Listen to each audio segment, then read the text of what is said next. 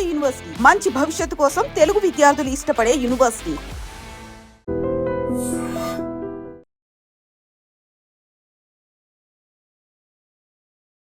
నీ పేరు ఏం లేదా అసలు భూమి కానీ బండ్లు ఓడలు అయితే ఓడలు బండ్లు అయితే అనే సామెత మనం తరచూ వింటుంటాం.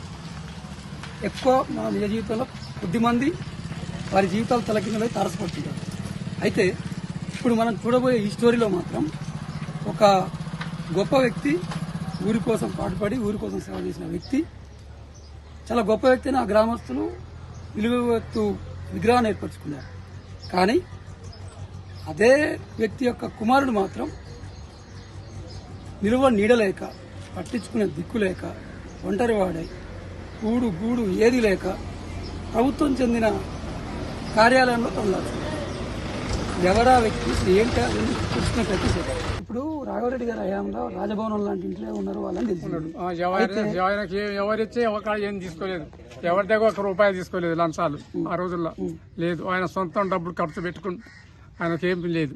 అయితే ఏమంటుందంటే అప్పటి రాజభవనం లాంటి ఇంట్లో ఉండి ఒక హంగు ఆర్భటాలతో ఉన్న ఆయన వాళ్ళ కొడుకు ఇప్పుడు మామూలు గ్రామ పంచాయతీ గవర్నమెంట్ దాంట్లో ఉంటున్నాడు కదా, గవర్నమెంట్ రోల్ ఉంటుండు. అయితే మీ గ్రామస్తులు కానీ మీరు కానీ ఆయనకైనా సాయం చేసే ఆలోచన చేసిరా? ఎవరు ఏం చేయలేదు. రాఘవరెడ్డి గారు ఉన్నప్పుడు మంచి హోదా, మంచి దర్పం అన్ని పాటించి ఒక రాజభవనం లాంటి ఇంట్లో ఉన్నాడు. ఇప్పుడు ఆయన కొడుకు గ్రామ పంచాయతీ బిల్డింగ్ లో, గవర్నమెంట్ సంబంధించిన బిల్డింగ్ లో ఉంటున్నాడు.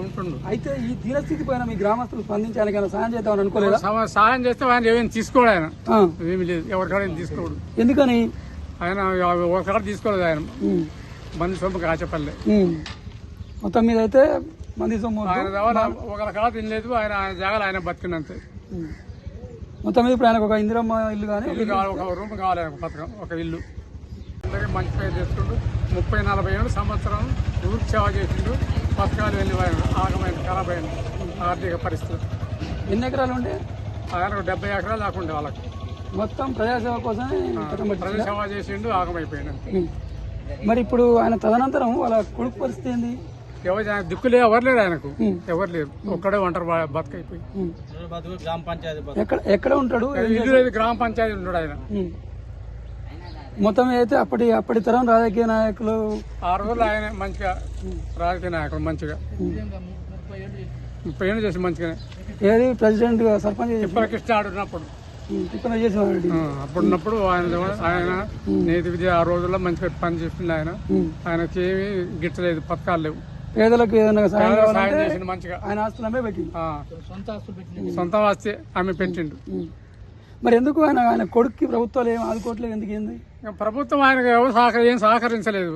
ఆయన ఆగమైపోయిండు. బిల్లులు ఏం రాలేదు, పనులు చేపిస్తే బిల్లులు రాలేదు. అట్లా ఇప్పుడు ఆయన కొడుకు ఏదైనా ప్రభుత్వం నుంచి ఏం కావాలని కోరుకుంటారు మీరు? ఆయనకు ఇల్లు, రూమ్ వేయాలి, ఒక ఇల్లు కావాలి అంతే. నమస్తే అండి. నమస్తే. ఇక్కడ మీ గ్రామం చెందిన రాఘవరెడ్డి కొడుకు అన్నీ ఉన్నా లేనట్టుగా, ఉన్న ఆస్తులన్నీ అమ్ముడు పోయినాయి, ఏది లేకున్నా కూడా నిజాయితీగా బతుకుతున్నాడు.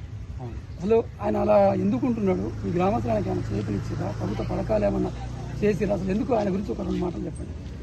మేము కేజీలో పోతుంటాం సార్, వాళ్ళకి గ్రామీణలో పోతాం. ఏంది ఇట్లా ముద్దు తినరాదు అదే అని చెప్పంటే నా వల్ల కాదు, మేము తినాం, మేము ఇంత ఉన్నాం, మా హోదా ఇదే అని చెప్పనేటట్లు ఉన్నాడు ఆ మనిషి. తీసుకోడు.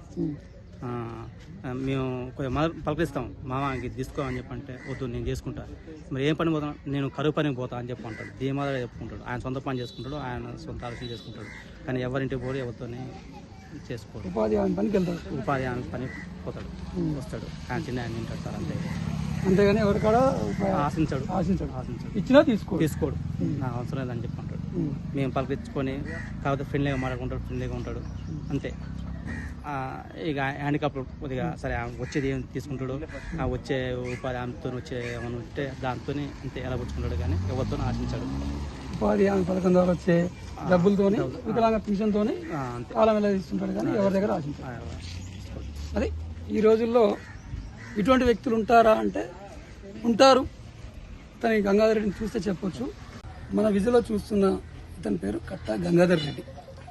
వీళ్ళ తండ్రి గారైన రాఘవరెడ్డి గారు నల్గొండ జిల్లా మాడుల్పల్లి మండలం ఇందుగుల గ్రామాన్ని ఒక ఒక 30 ఏళ్ళు కమిటీ ప్రెసిడెంట్గా, తర్వాత గ్రామ పంచాయతీ సర్పంచ్గా పాలించి వారికి ఉన్న 100 ఎకరాలు ప్రజాసేవకై వెచ్చించారు.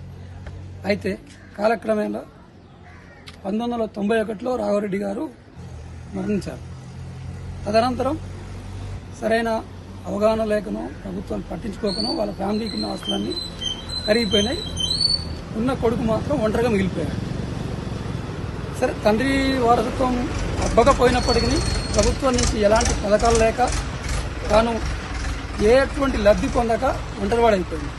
అసలు ఇది ఎందుకు వచ్చింది, నాన్న ఏం చేసిండు, ఈయన ప్రస్తుతం ఏం చేస్తుండో అడిగి తెలుసుకున్నాడు. అడిగారు, నమస్తే. మీ పేరేం పేరు? ఇప్పుడు మీ నాన్న ఎన్ని సంవత్సరాలు పాలించింది ఊరిని? 30 ఏళ్ళు పాలించింది. ఇది ఎంత వస్తుందో? 70 ఎకరాలా? ఇప్పుడు ఏమైంది అదంతా? దేనికి? ఇప్పుడు మీ నాన్న సేవ చేసేటప్పుడే మొత్తం చేసి ఊరి కోసం అమ్మిండా? ఇప్పుడు నీ పేరు మీద ఏం లేదా? అసలు భూమి కానీ ఆస్తి కానీ ఏది? ఇల్లు కూడా అంటే ఇల్లు కూలిపోయింది. ఎక్కడ ఉంటున్నావు మరి ఇప్పుడు? ఏ ఆఫీస్లో? పంచాయతీ బోర్డు ఆఫీస్లో ఉంటున్నావు. మరి నువ్వు మరి ఎప్పుడు ఇంటి కోసం అధికారులు అడగలేదా? ఎందుకని? ఇక తండ్రి సర్పంచ్గా చేసిండు, అందరికీ గ్రామంలో మేమే సేవ చేస్తాం, నేను ఎందుకు అడగాలని ఎవరు అడగాలి, అంతేనా? ఇప్పుడు ఏమన్నా ప్రభుత్వం నుంచి ఏమైనా ఆశిస్తున్నావా? ఇప్పటికి కూడా నువ్వు ఒకవేళ ప్రభుత్వం ఇల్లు కట్టిస్తే ఉంటావు దాంట్లో?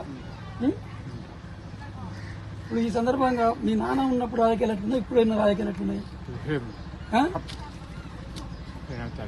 చాలా తేడా ఉన్నాయి. అప్పుడేమో సేవా కార్యక్రమాలు ఉండే, ఇప్పుడంతా తినే కార్యక్రమం ఉందా? ఉందా? ఇది ఈ యొక్క వ్యక్తి క్యారెక్టర్.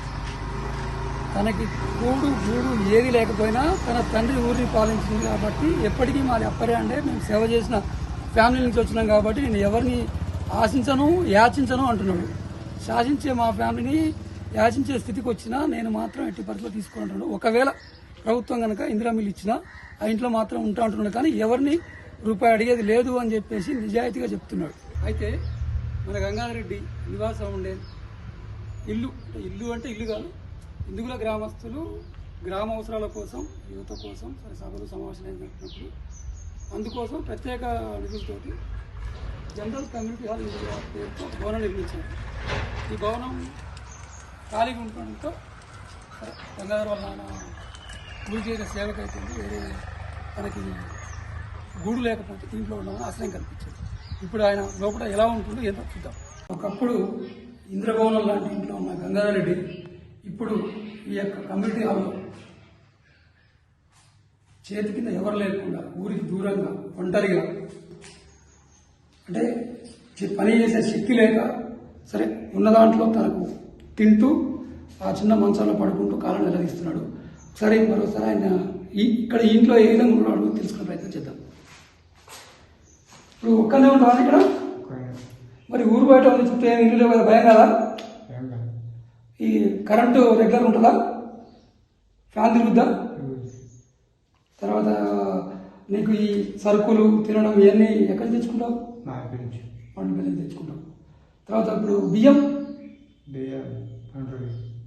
రేషన్ బియ్యం తింటావు.